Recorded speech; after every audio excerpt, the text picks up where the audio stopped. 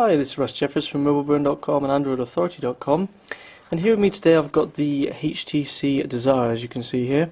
This is HTC's latest Android device with a 1 GHz Snapdragon processor and a large AMOLED 3.7-inch capacitive touchscreen.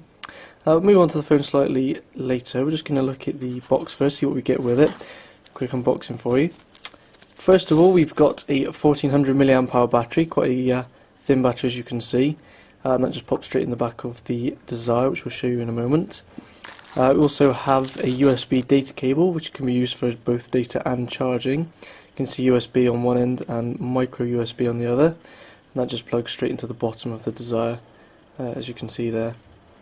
That can be plugged into this wall socket part here, so as you see we've got USB on one end, and at the other end we can affix the appropriate attachment for whichever country we're in. So as we're in the UK, we've got a UK plug here, and that just slides straight into the top, and then you can plug the USB into the bottom there to charge the device. And then lastly we have a set of 3.5mm headphones. You can see 3.5mm headphone jack, which just pops straight into the top of the Desire here. So that means you can use any normal headphones that you'd use with your iPod or other MP3 player.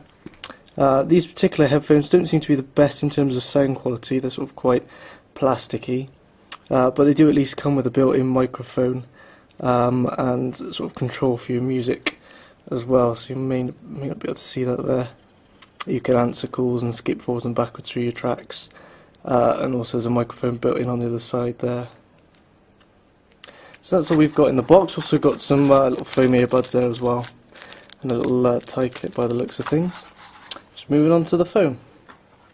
Okay, so I'm just going to pop the battery in the Desire now, show you how easy a job that is. There's a little fingernail hole here, so you can just stick a nail in there and just literally pull the back cover off. It just literally pops off quite easily. And as you can see, we've got space for the battery, and then a SIM card slot and a micro SD card slot. So if we just grab the SIM card here, and we can just slide that into place in this slot, as you can see, easy peasy. And then a micro SD card. You're going to want one of these because there's not a lot of built-in memory in the Desire. With that large screen and the headphone port, you're going to want to load it up with some videos and music, I expect. And then once you've done that, just slide in the large battery and pop the cover back on. Easy peasy, and literally the cover just goes on the same way as it came off. You just plop it back on and just push it into place. There's no particular fixings or anything to break off, it just pops on very easily.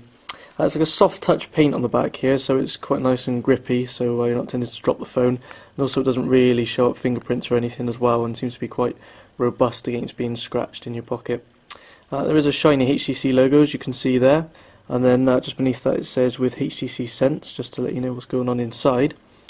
Then above that we've got a 5 megapixel camera lens. It's autofocus camera, and it has an LED flash this time around as well, which is a worthy addition, nice addition to see. And next to that we've just got the speakerphone grill as well. On the top of the phone we've got the 3.5mm headphone port that we mentioned earlier for listening to music with your normal headphones. And also the on-off power key, which can be used for turning the device on and off, and also sleeping and waking the screen. On the bottom we've just got the micro USB cable slot, which showed you earlier on, and also a microphone pinhole as well. On the right hand side there's nothing really to mention, and on the left hand side, as you can see, we've got the volume rocker up and down to change the ringtone volume, and also the earpiece volume, and the volume when you're watching videos or listening to music. On the front we've got the 3.7-inch capacitive touchscreen display. This is also an AMOLED screen, so it's pretty bright and vibrant. The colours are really nice on it, which I'll show you in a bit. And above that we've just got the earpiece at the top here, and then in this actual black surround at the top either side of the HTC logo we've got some LED indicators for things when like when you're charging the phone, or when there's a new message or a missed call. I think there's also an ambient light sensor and a proximity sensor as well for different functions of the phone. Beneath the display you can see we've got some hardware keys, which is quite nice to see rather than the software, sort of soft touch type keys that you sometimes get these days. We've got the home key, menu key, back key, and also the search key, so all very handy buttons, all the usual Android buttons. And we've got this optical joypad in the middle, so this is like a normal sort of D-pad, or like the ball that we've seen on previous Android handsets, so it just works up, down, left and right as you would normally use the ball. and rather than clicking it in, you've actually got this sort of ring just around the outside which you can click to sort of make place for the fact there isn't a ball to click. So it works in the same way as a normal D-pad. Click to enter something, up, down, left and right to select. So overall you can see it's a pretty slim and slick looking handset. Say soft touch plastic on the back and like a metallic sort of, it's like almost a bronzy finish around the display here, and then soft touch on the bottom by the keys again. So we're just going to fire up the device now and show you some of the software side of the phone, which is the best bit. Back in a moment. So as you can see, we've got the HTC Desire fired up now, and you can see the bright AMOLED display with this nice colourful background that HTC have preloaded. And this is the lock screen for the Desire. So if we just drag down the time here, you can see it unlocks the display, and got the weather come up. It's raining outside, so we've got drips of water coming down the screen and a little windscreen wiper flicking across. So we've got the time at the top with all the weather details, and also the area we're in, so the weather that is being shown. I've also got some shortcuts at the bottom here which can be user customized, so if we just tap and hold, you can see we can actually remove any of the icons or move them around the screen as we wish. It's quite handy. Let's move that one back. At the bottom here we've got the menu key, the phone key, and also a key for adding widgets. So we just hit the menu key, there you can see there's all the different programs and settings menus and bits and pieces like that. The phone key goes straight into the dial pad, and also shows you sort of recently called contacts or the contacts list depending on if you've made any calls or not. And then the plus button here, as you can see, shows you can add widgets, program shortcuts and different bits and pieces to the home screen.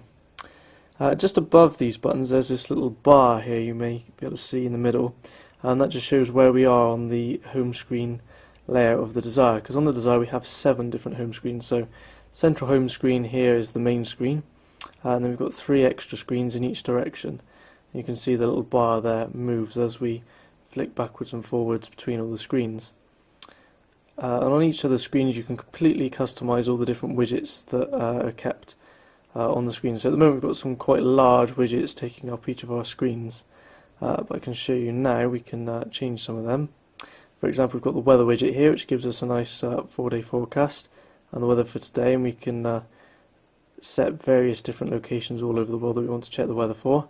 But if we didn't want that widget, we can just tap and hold and drag it straight into the bin here, and then we can tap and hold on the display, find a different widget. So for example, if we want the calendar widget, so we've got a widget there, it's the Android calendar widget. Let's get the HTC one, I think, because that's a bit nicer looking than the Android one, which is one of the benefits of having HTC Sense.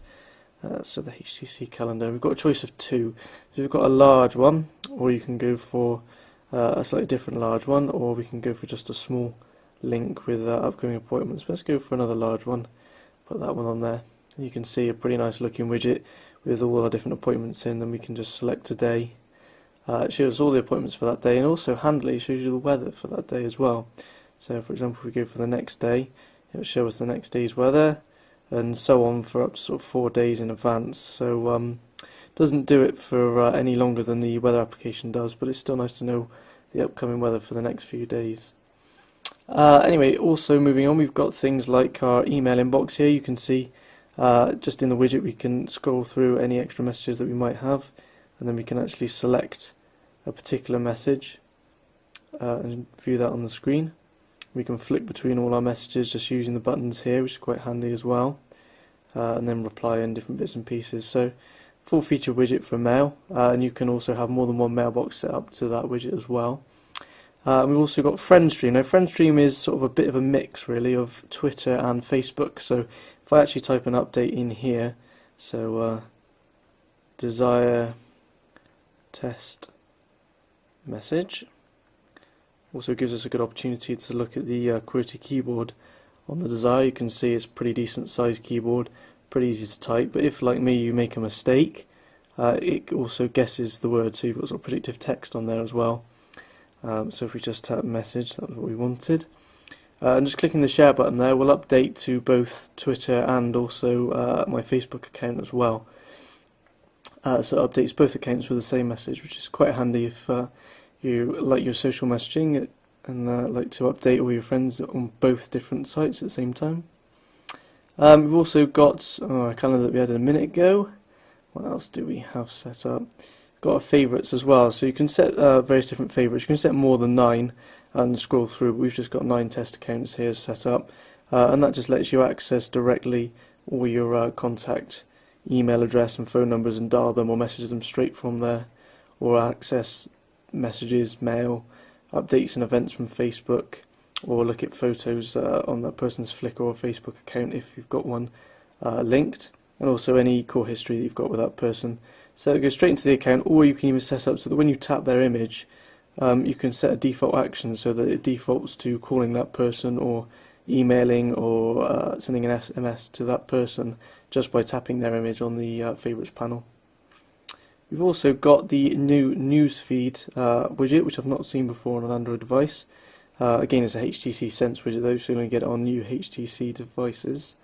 And this one's we just got set up for Mobile Burn's RSS feed, and all the RSS news that comes through from the Mobile Burn feed comes straight into this widget. So it's pretty handy if you follow RSS feeds to have it straight on your desktop in a widget like this. And then on the last page here, we've just got the bookmarks widget, which is used for your web bookmarks. So you can see we've got Mobile Burn set up here. It actually gives us a nice little icon view of the site. We can just tap on that to go straight to the web page, which, as you can see on the Wi-Fi connection, loads up very quickly indeed. The nice thing as well is with the large screen, obviously the colours are very bright because it's an AMOLED screen, but because it's a WVGA resolution screen as well, even you might not be able to see it in the camera, but even at this most zoomed out view, all the text is still legible. As you can see as well, it's also got the latest version of Adobe Flash, so all the moving ads and stuff on the page load up as well, which is quite nice.